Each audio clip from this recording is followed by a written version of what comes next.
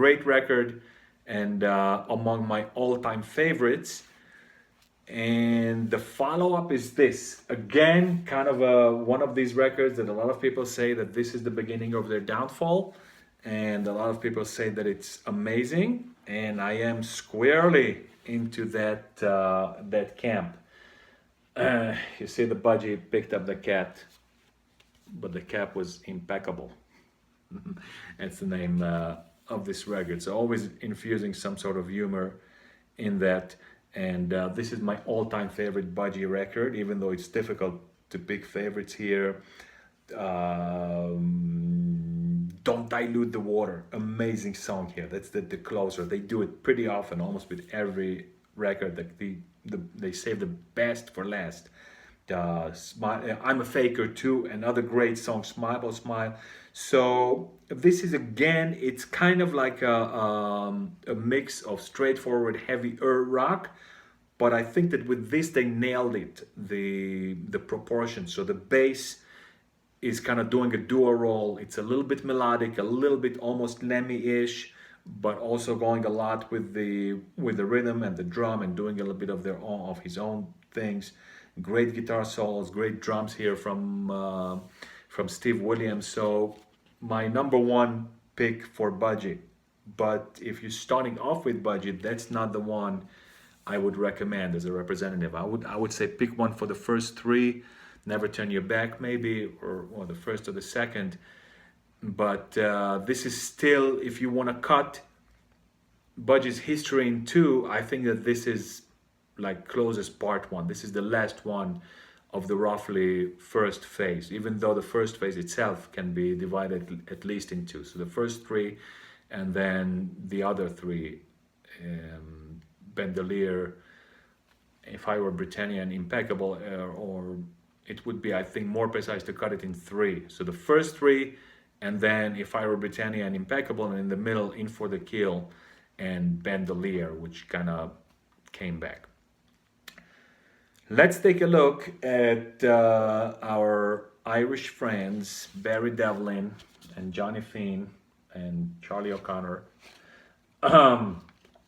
and such. So I told you that the previous record, The Unfortunate Cup of Tea, was their Irish-esque record, but you could very strongly argue with it that this is their most folkish Irish record in general, which is definitely true. So what they took here, they took really traditional, true folk songs from Ireland and recreated them pretty faithfully. So the rock definitely takes a backseat to the folk aspect of the record, and I think that every single song here is a traditional song. So that would go against what I said in The Unfortunate Cup of Tea, but from my perspective, that was the one where they made it most prominent, or pushed it out in a non 100% traditional way. So that's what I really meant.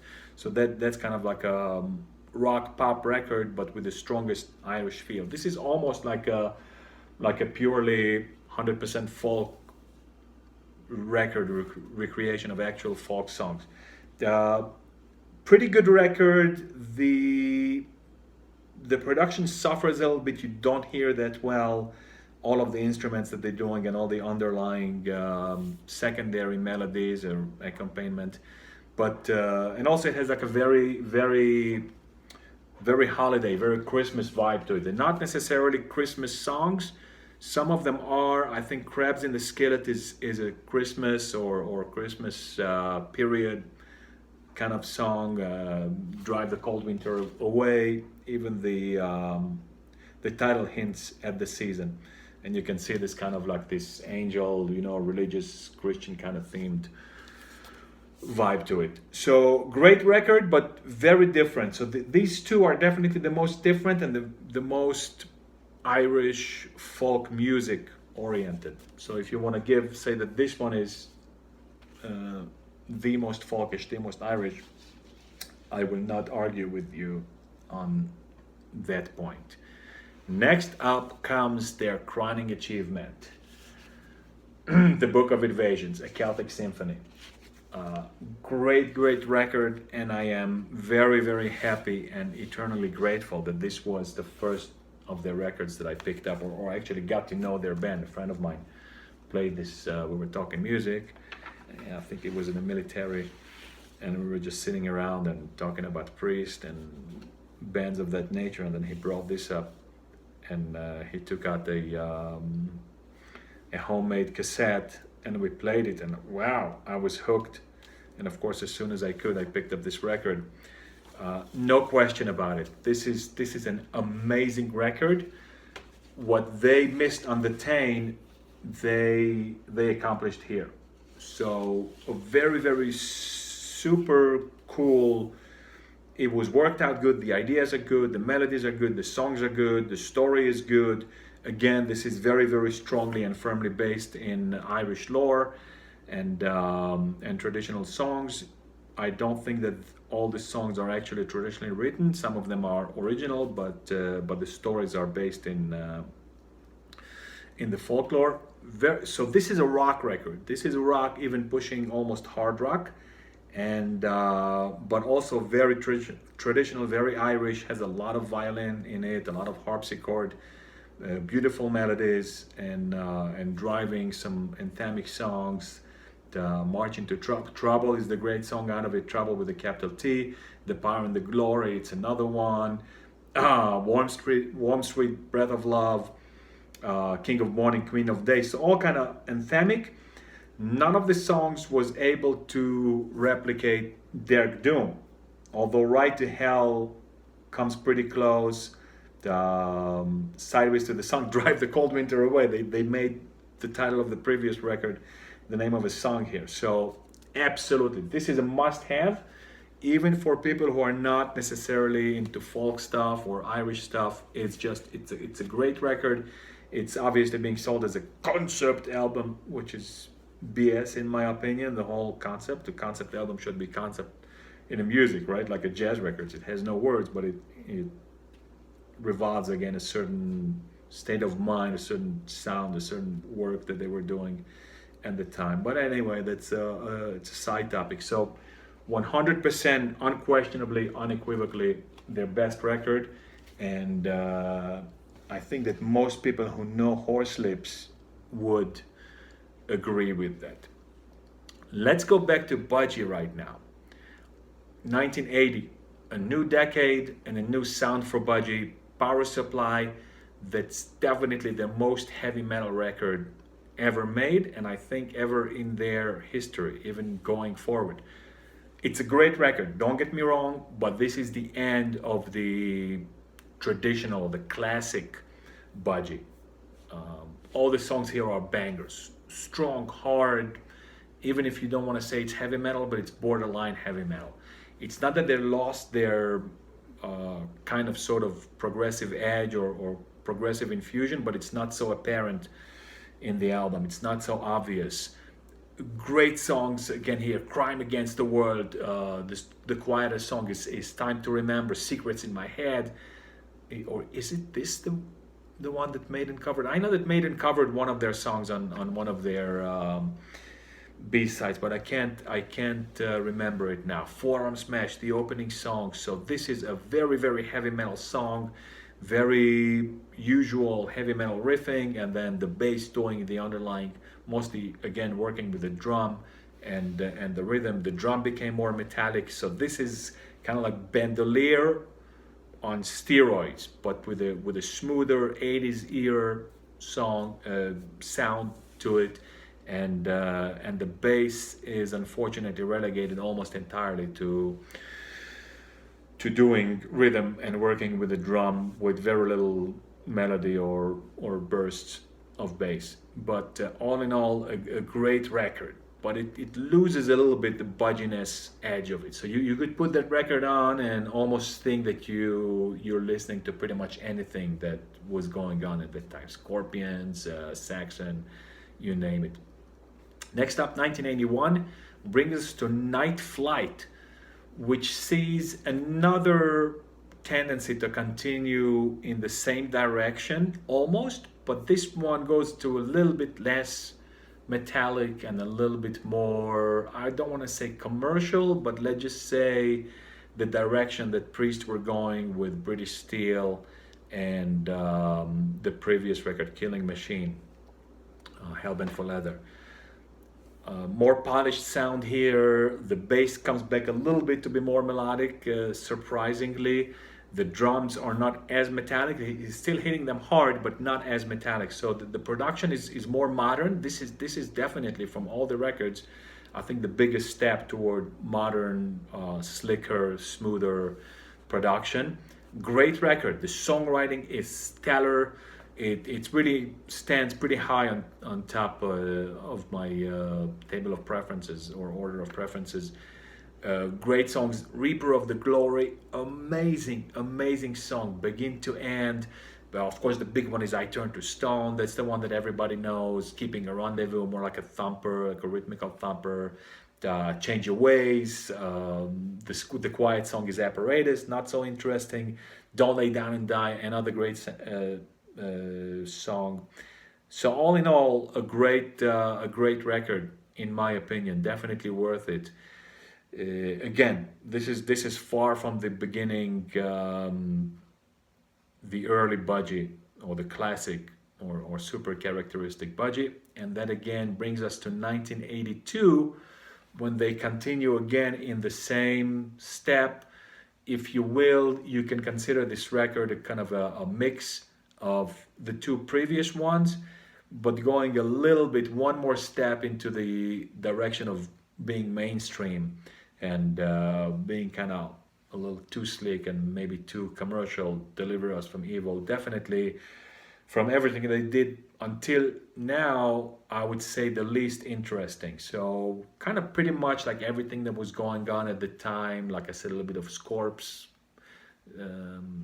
and maybe Saxon, a little bit of Priestish feel to that, but a little bit more Americanized. So if you can throw into it what was going on in the States in that time. Van Halen, not so much, but very early Ozzy, quite right. A little bit of that. So more polished sound, more melodic, mass appeal oriented songs. Truth Drug is not bad at all. The opening Border with Russia. NORAD is a great song, no matter how you slice and dice it. That's a great song. Finger on the Button. Hold On to Love is kind of like a little more cheesier but nice, almost like Thin Lizzy, I would say, in that time period. A little bit like Thin Lizzy infused with a little bit of Phil's solo records. Flowers in the Attic, very melodic, very kind of like a dark. It's based on the novel by the same name. That's kind of very brutal and very dark. And after this, 1982, they essentially disbanded. I don't think they officially disbanded, but they didn't release anything until many years later. So let's give Budgie a rest and let's get back to Horslips. After the Book of Invasions in 1976, 1977 brings us this. Very mixed emotions about this record.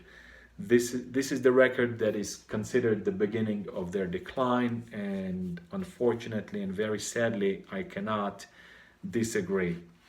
Not a bad record. Despite that, it's not a bad record, but you can hear that this is a clear and unmistakable change in direction. So here they want to go into regular rock or mainstream rock or a little bit of hard rock. But it's not that they abandoned the folk aspect, but the folk aspect took such a back seat or such a different weight in the music that it's really almost like a different band. Not to that extent, but approaching that. So the songs are very mainstream rock oriented, infused with a little bit of folkish Irish feel to them. A little bit of other instrument. The instrumentation definitely went down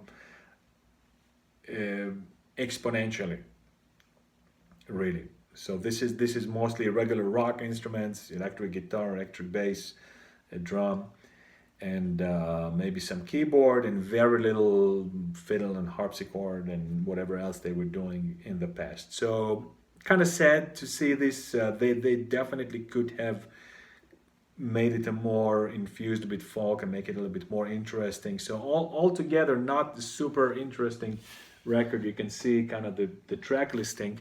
The big one for me here is Speed the Plow. So it still have, I think that this is based on a traditional Irish something, real jig, shanty, whatever it is that they have.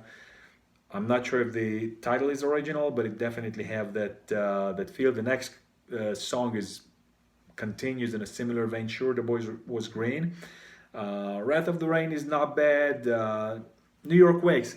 You see, it's already New York Wakes. Exiles, beautiful song. Exiles and Second Avenue, and Ghost is not bad. And then kind of a melancholy, a Lifetime to Pay. Again, mixed feelings about this. I think that they should not have gone into such an outright rocky mainstream direction. And again, ironically and interestingly, pretty much in the same time frame that Budgie. They started a little bit earlier.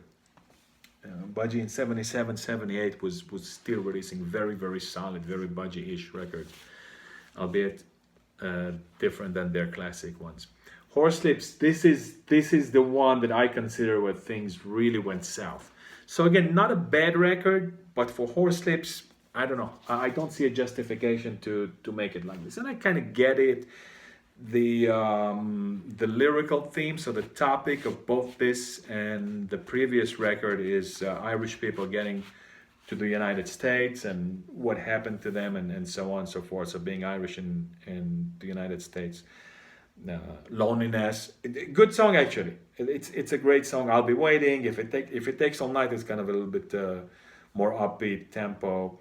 The Man Who Built America, Homesick. So it has a very melancholy, very longing, very missing my home country vibe to it, both in the music. So they actually conveyed very well. But the music, unfortunately, went at least one more step in the same direction than previously. And as you can see, their funny and quirky clothes have been changed out to kind of very plain Jane, bread and butter, normal, everyday business casual attire.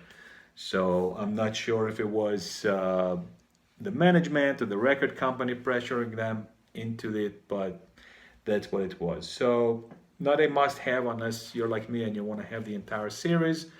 And this is the one that put the nail in their coffin. So I think that at this stage, they could have made this record as a comeback or return to roots and make it a much more traditional Irish music oriented, but they didn't. It keeps going in not only in the same direction, which in and of itself might not be the problem, but away from that cool folky feel.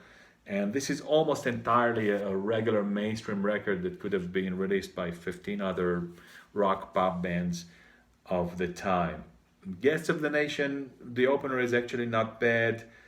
Summer's Most Wanted Girl kind of works, but no, not really. Doesn't really do it to me. This is unquestionably, in my opinion, their worst record.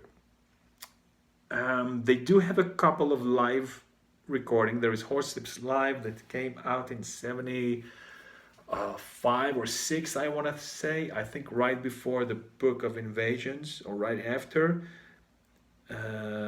It's a good record. I don't have it here, but it's a good record, fairly well made, but definitely not to be counted among the studio releases. And you can see that Short Stories Told Tales was released in 79, right? So the Book of Invasion 76, Alien 77, Men Who Built America 78. So this is 79. You can see it down here in the corner. So it's 1979, and this came out in 1980. And as you can see, this has a very, very punk vibe to it. This is a Sex Pistols, Clash kind of record cover, and The record doesn't sound like it. Maybe the production is trying to go a little bit, but not terrible. So they didn't really compromise the music with it. My big beef with this record, even though they play almost all the songs faster and harder than on the original. They have a fucking great version of Trouble with a capital T. Interesting, they played The Man Who Built America, Warm Street, Breath of Love again out of the Book of Invasions, Power and the Glory again, Blind Man, that's from Dance Hall Sweethearts, Shaken All Over, King of the Fairies, great version here. Guest of the Nation, another one of their then new record, and their Doom. I don't know what on earth they wanted. They toned it down, they dragged it down, they slowed it down. Man, I just wish they would have played a different song. If you already played their Doom, then you got to play it fast and hard and punchy. But not a bad record, but I don't think it's an absolute must to have it. But the live version of King of Fairies and Trouble with a capital T is definitely deserves a listen. And here, so this brings us with these guys to 1980. With Budgie, we're in 1982, and unfortunately, both bands sadly fall apart for all intents and purposes. They evaporate, they disappear. Budgie kept on gigging and touring. They were on Reading Festival in 81 or maybe 2. So people still knew them, but they faded away. Budgie had a revival, kind of a comeback in the mid or late 90s. And then they went to rest again, and then they came back in the 2000s. And Horslips, also with the internet, so late 90s, I want to say something like 99, maybe 98, but 99, there were a couple of Horslips message boards, the forums that were very, very popular at that time. And one especially gained a lot of traction, and someone was able to track them down and create a contact with them. And so they were talking about a reunion, and they did reunite, but they didn't reunite. Some weird thing like that. There was supposed to be a concert in the early 2000s, something like 2005 or maybe a little bit before. Sorry. And I think it ended up never happening. But I was pretty giddy about it, because at the time I was living in the state of New York, and I think they were talking about making some gigs in around New York City, which would have been accessible to me. But I think it ended up never happening. And then they went to sleep for a while. Oh, they did release a recording of remakes of old songs. It's called Rollback, and that actually was in 2004. Maybe they did some gigs, but if they did, it was only in Ireland. That record is not really all that great. It's kind of acoustic remakes that sometimes somehow kind of work, but not a great record. What they did in 2011, they made a record with a symphonic orchestra in I think in Ireland.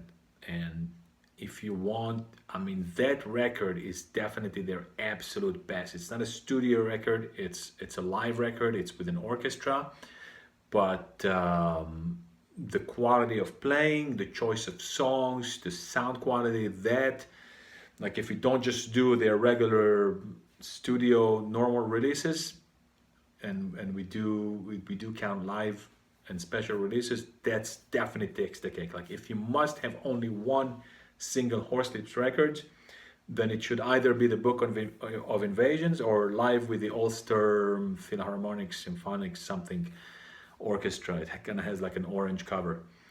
I hope I might be able to put it on top of the video, on top of the voice, if I can. And that essentially signified the end of Horslips. I think that they did reunite. Well, obviously they did reunite for a concert, and that was released in 2010, 2011, something like that. Great record, great concert. I wish I would have been there, but I wasn't. And I think that after that point, they faded away. And one of them, Johnny Feen, or Fine, or whatever, I don't know how to say that. He unfortunately passed away a little while ago, I think in 2023 or maybe earlier this year. I remember getting the sad news. And going back to Budgie, to their reunion, so they were fairly popular in Texas, and they did some touring in the early 2000s. And in 2006, they even released a studio album, Y'all Living in Cuckoo Land. Sounds very weird, very fuzzy, like a completely different idea than what they did, as you would expect. We're talking about 34 years, or maybe just 24 years after initial release, after the previous studio album. A lot of people don't like this record a lot. Burke's humor kind of seeped into the music, so even in the music they do funny things, but it's a little bit more hidden.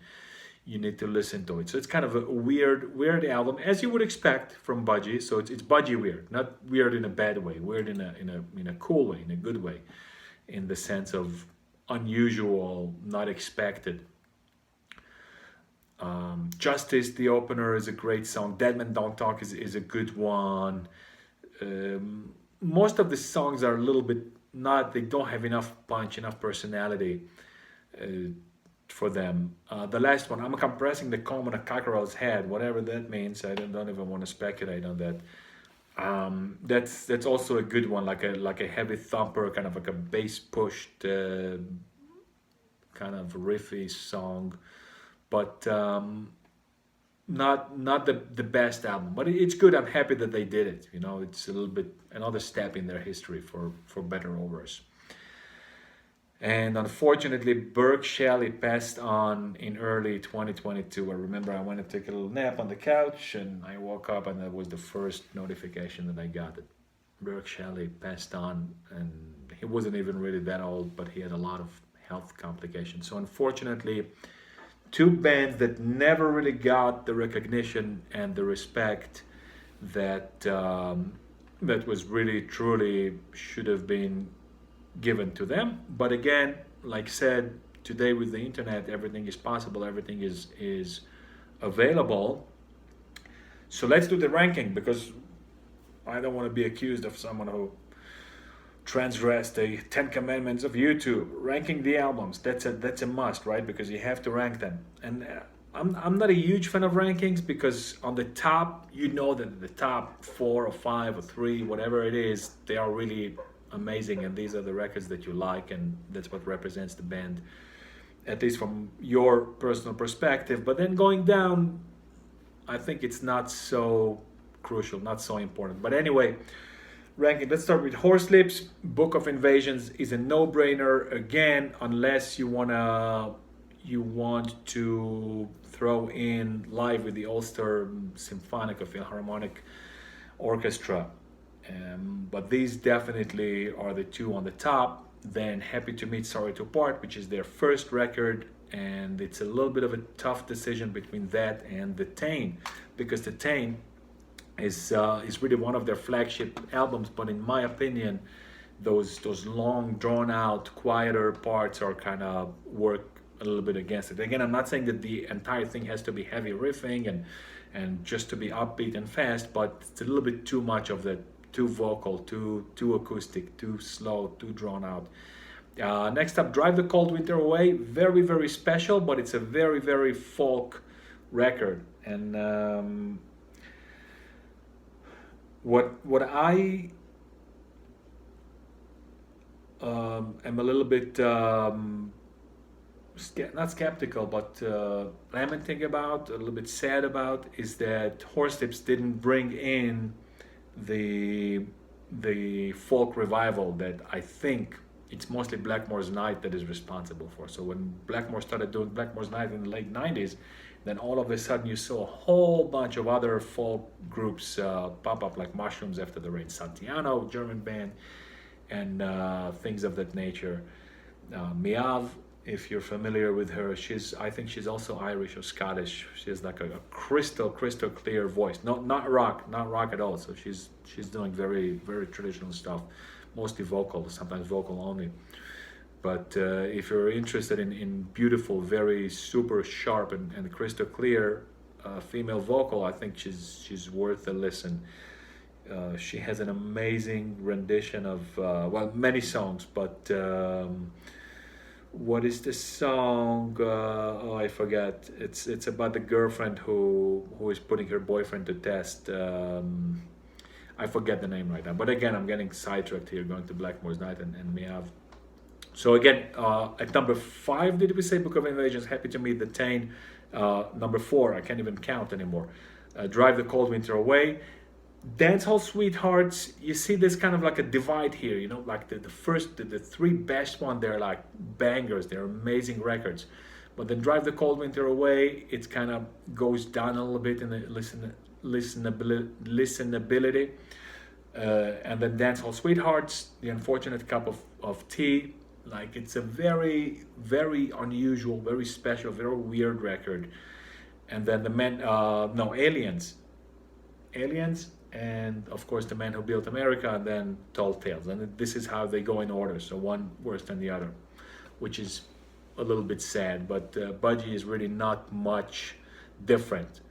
Like I told you, my all-time favorite Budgie is Impeccable, and that record, as the name implies, is indeed impeccable. And of course, the second most favorite is this one.